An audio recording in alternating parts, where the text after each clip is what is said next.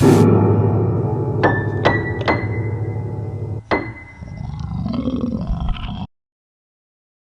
know, I've been feeling more myself lately, and I thought, why not talk a little bit of Goosebumps? And today we're going to talk about one of my favorite things to have to do with Goosebumps, and that is the incredible, and I mean incredible, covers that we get with those books. Back in the 90s, let's be honest, we judged books by their covers, especially when the books had awesome covers like Goosebumps. So yes, we 100% judge books by their covers back in the day, and some are no doubt classics. But sadly, this method at times came back to bite us in the rear because some of these covers are way better than the stories that are within the books. And I say that as someone that loves, you know, books, loves reading, loves writing even, and I just can't help but feel this way. Some of the Goosebump, it's just the magic of marketing, right? Some Goosebump book covers really oversold the stories badly. Sorry, not sorry, it's just the truth. And I happen to think many Goosebump fans would actually agree with me on this. Tonight I want to do something cool. I want to talk about a couple Goosebump books I've read, especially recently, whose covers way outshine the story. I have a ton of the book. I won't get them too close to the fire, I promise. I have a ton of the books, and I love the series. But yeah, welcome guys. Before we get started, please like and subscribe. Lots of these videos here on the channel if you want to watch some more. More to come in the future on the Midnight Chronicler. Spoilers ahead, everyone. Please leave a comment. Tell me your favorite Goosebump books and which ones you feel had better covers than the stories. Now, I know I've said it 1,000 times, I am not a big fan of the Invasion of the Body Squeezers books, but guys, look at these covers. I mean, would you? They're kind of the inspiration for this video, if I'm being totally honest. I mean, they're awesome, okay? Just straight up, these are great covers. I love how it's the first time that a Goosebump book has been like, you know, one continuous image on two different books, and like the vibe that you get from these as well, you know, almost like maybe tongue-in-cheek, kind of campy. You know, the kids are sort of like battling the aliens. You think it's going to be maybe some kind of goony, like Spielbergian sort of version of a Goosebump book, right? Like action adventure, something like that. And instead of that, you basically get one kid whose friends basically pick on him because he claims to know that there are aliens coming down and that his neighbor is harboring an alien in his house. And on top of that, his friends just basically serve the story to pick on him and belittle him. And man, the story is just a giant bomb from there, in my opinion. The aliens on the cover are unfortunately not nearly as badass as they look, and there is a lot of quote-unquote alien hugging that happens in the story. Yeah, they kind of like hug people. That's how they sort of like possess them, take over their bodies. It's weird. It just, the ending is very odd too, guys. It is just a super disappointing story that, again, amongst the rest of these, have very awesome covers. Don't like the book, but man, love the artwork, love the covers. Tim Jacobus, so good at his job, seriously. Coming up next, guys, we're gonna get spicy here. It is Night of the Living Dummy. I know. This is the part of the video where I'm gonna get a ton of hate, but hear me out, please. Yeah, the cover of the book is kind of a lie, because Slappy, the #1 Goosebumps star, without any question, he's on the cover of this book.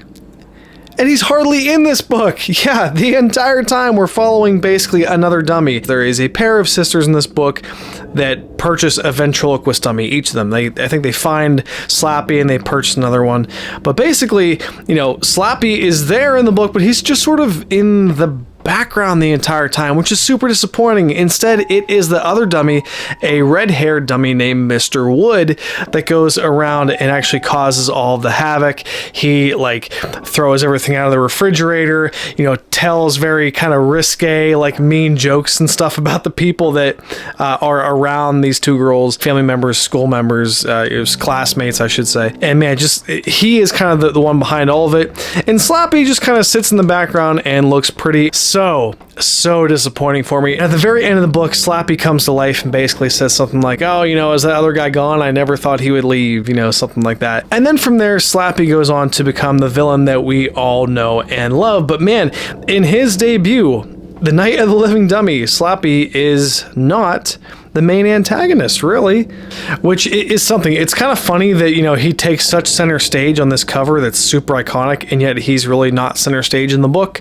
But hey, there you go, guys. That's the reason I wanted to make this video. Stuff like this, you know, the cover, awesome. The story, I guess this one's story isn't too bad, but it really does not deliver what you think it will based on the cover, and that's why it made this list. Next up, guys, is a recent disappointment for me, and that is The Horrors of the Black Ring. This is from my beloved Series 2000 volumes of Goosebumps books, and guys, this is one that I was really excited for. Again, based off of the cover. I mean, look at that cover, guys. It is freaking sick. I love like the blacks and the browns and the golds, like the monster there. Not really your typical like kid looking monster. It's actually, you know, kind of terrifying looking in a way. It's got like tusks or something. I don't even know. It looked awesome, and I saw this cover, guys, and I thought, man, how cool would it be if this was a Goosebumps book that, you know, was kind of like Curse of the Mummy's Tomb or something, where like you're following these kids or something in like a different country or in Egypt or something crazy like that. You know, let's get a Goosebumps story away from a small town, away from a school, you know, away from like teenager angst issues, basically. But no, this book just basically follows a young girl protagonist with a very, very annoying little sister who just happens upon the ring when she notices it glistening on her teacher's hand. The story revolves around a doomed carnival, and it isn't even a carnival like how you'd think of it. It's a school carnival, you know, one of those end of the school year basically things that takes place inside the school's gymnasium. It's lame. It's totally lame. It's just, it's such a downer of a book compared to what I thought it was based on the cover. And man, just really, really bummed me out. Great cover though. Really liked the cover, but man, the story just did not live up to the hype that this generated for me. So that's Horrors of the Black Ring. And finally, guys, we have the book cover that I remember seeing as a kid on my Fruit by the Foot boxes, and that is Brain Juice. Man, look at this cover, guys. It's just awesome. I know Tim Jacobus, if you weren't aware, like is very good at like the detail in this brain. It almost makes you do a double take. Like, I doubt that a kid's, you know, horror book would be allowed to show even a brain, though it's not gory, like to show this much detail like in a brain, like the veins and stuff, the way that like the pieces of the brain are like intricately curled against each other, and like the brain juice obviously flowing down there. You can almost see it like blood or something. It is just a flipping amazing cover. I really think he did some of his best work with Series 2000.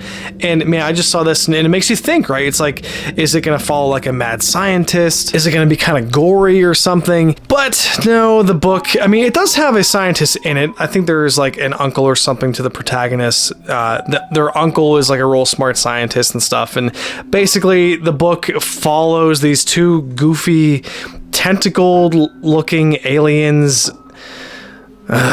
They're basically trying to like round up like humans, I suppose. At one point, these aliens eat a bird. There is like two kids that happen to like consume the brain juice, and you know, it makes them smarter, yes, so there you go, brain juice, haha, makes them smarter, but you know, all they really ever use it for is doing better on a test.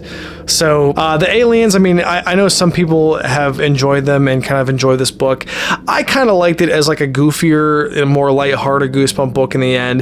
There is like a scene where they go up into like an alien spaceship, but just the vibes I got from this book were a lot different. The cover just looks serious in a way, doesn't it? Like, yeah, you're going into it knowing it's a kid book, but you're like, man, like, does something crazy go down? And not all Goosebumps books refrain from going to pretty disturbing places. I have a couple videos on my channel that detail disturbing scenes in Goosebumps books, so it's not that far-fetched for a Goosebumps book to kind of go off the rails a little bit here and there. But this one was more kind of goofy, kind of lighthearted. The aliens are sort of not to be taken real seriously, and the story overall was disappointing for me, but the cover, just absolutely love the cover. Tim Jacobus Jacobus so dang good at his job. I mean, he sold as many of these books as R.L. Stine did just by being a decent writer and stuff, but that is the inspiration for this video. Thank you guys so much for watching. I love doing this stuff. Can't wait to talk to you guys more. Leave a comment, by the way. Is there a book in the series that you think has this effect, that has a cover that you think, man,